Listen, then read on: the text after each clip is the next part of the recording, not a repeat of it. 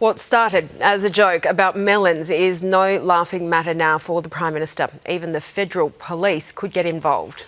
A source is now accused of potentially breaking the law by sharing an exchange between Anthony Albanese and the Japanese Prime Minister to 7 News.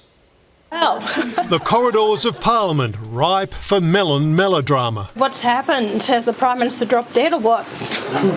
Over the melons. You know these? Just a bit of fun, apparently, but not when Anthony Albanese is accused of doing it. It's disgusting what he's done, and he cannot apologise, and that is not leadership. The Prime Minister denies these gestures, discussing Japanese Prime Minister Sanae Takaichi's gift of melons were intentionally rude, as his podcast host Nikki Osborne revels in the controversy. Big booty, make it bounce. A controversy now with its own hashtag Melongate hitting the Japanese news. As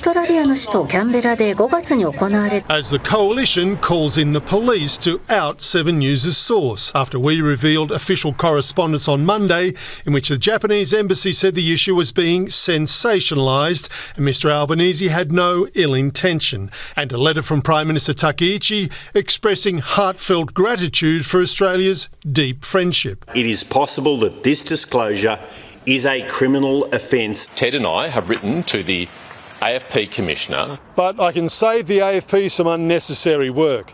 In 33 years of covering federal politics, I have never revealed a source, and I'm not about to do it now. Seriously, the Liberals are losing the plot here. The hypocrisy from the Labor women like Claire, that is an utter disgrace. Angus Taylor demanding an apology. Why won't the Prime Minister stop treating us like fools, man up and say sorry to the Prime Minister of Japan? The Prime Minister of Japan is a good friend of Australia. The Japanese embassy tonight issuing a public statement. We've been informed by the Australian side that Prime Minister Albanese did not make the comments in the manner that has been reported.